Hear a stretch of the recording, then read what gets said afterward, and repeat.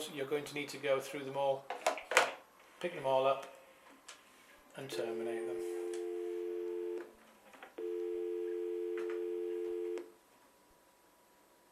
And then you've cleared all the calls. Another function you're quite likely to need to do is to transfer a call that has actually come in to somebody else. If a call comes in and you're speaking to someone, or you've rung out to somebody else and you're in the middle of a call, you realise that you'd like to transfer that caller to another party. All you need to do is put that call that you've got onto hold. You then dial the new number you want to transfer them to.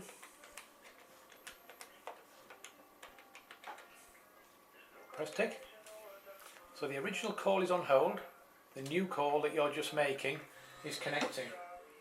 As soon as it connects, you can say to that person, I've got a call from you from your original caller, will you take the call? And if they're happy to do so, all you need to do is simply hang the handset up. That will then transfer the call to the other two parties that you were talking to. So you've now transferred the call. The memories that I showed you a moment ago in the directory, it's possible to add to those as many as you like. I believe the handset will hold 1,000 separate memories. The way to do it is, as I say, you go to the directory button and then you go up one, which gives you the chance to add a new item.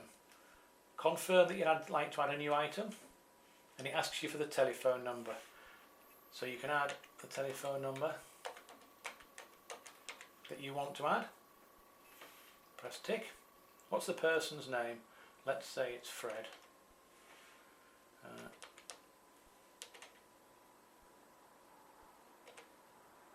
Tick. And that's it.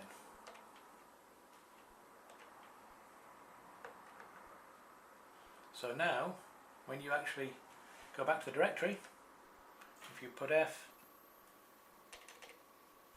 Fred's now in the directory. So you can add as many memories as you like. Bear in mind that if you ever disconnect the telephone or do a full reset, any memory that you've put in manually will of course be lost. Some of the buttons that are significant on here, first of all, down the bottom here is the volume button, and it's called a case sensitive or a context sensitive button.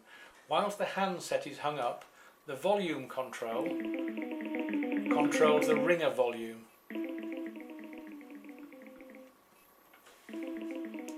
Press tick and that confirms the volume that you're going to have. If you lift the handset, press the volume button, that will affect the volume that you hear through the handset. So the volume button is context of the handset when it's off hook. As it says there, handset volume is going up and down. You get it to the volume that you like, press tick to confirm it, and that's where it will stay. Quickly running across these buttons at the very top here, the first one, which says ACAL, is accepted calls. Pressing that one shows you the list of inbound calls that you have accepted from extensions and outbound numbers, and you can scroll down these and you can go back through history in order to ring them back if you wish. The next one, Miss C, is for missed calls, and that shows you all the calls that have rung on this handset but you haven't answered. And finally, the last one here is the calls that you have dialed out in the last, and I believe that it holds the last 10 that you've done. It gives the time that you dialed them on the current date, or if you dialed them yesterday or the day before, it just shows the date that you actually dialed them on. The red flashing light, you may have noticed, that flashes up here. If there is an inbound call for the handset, you can see the light flashing when the call is coming in. If you don't receive that call, that light remains flashing, and that light means that you have missed a call on that handset. As soon as you have touched the missed calls button and had a look through, obviously the one that was just ringing then was coming in from extension 107. As soon as you've had a look at your missed calls, found out where you've missed them and press cross, the red light goes out. So when you see that red light flashing when you come back to your handset, it simply means your handset has rung and that you've missed some calls. Worth perhaps mentioning now the system for voicemail. There's a number of ways of receiving your voicemail. The main one is that it will be emailed to you. So there is a voicemail system set up for each handset, and each handset, when a voicemail message is left, if it's been activated, that message will be converted to an MP3 file and then emailed to you. So you will actually have an email in your inbox with an attachment so that you can listen to messages that have been left on your phone.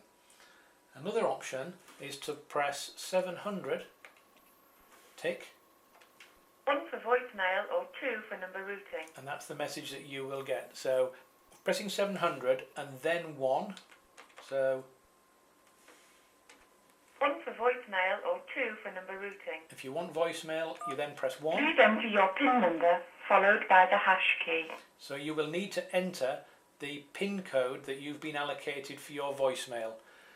The usual number is the last 6 digits of your inbound DDI, but that may of course change company to company, or you may have asked for a specific number for yourself, and that enables you then to get into your voicemail, listen to your voicemails, and just like on a mobile phone system, you get the options to save them, delete them, etc. If you do that once again and you want to record a message, the method is you press 700, tick to get into your 1 voicemail. for voicemail or 2 for number routing. You go through to voicemail. Please enter your PIN number followed by the hash key. So if you've given your PIN number, you have 0 new messages. At To that listen point- to your saved messages, press 2. To change your voicemail greeting, press 3. so at that point, obviously when you're in your message box, pressing 3 enables you to record the greeting that callers are going to hear from you when they get to the voicemail. A couple of other buttons that are quite useful. DND is Do Not Disturb. Pressing that button stops all inbound calls reaching your handset. So normally if you have a message box, a voicemail attached to your handset, then any inbound calls will go directly to your voicemail.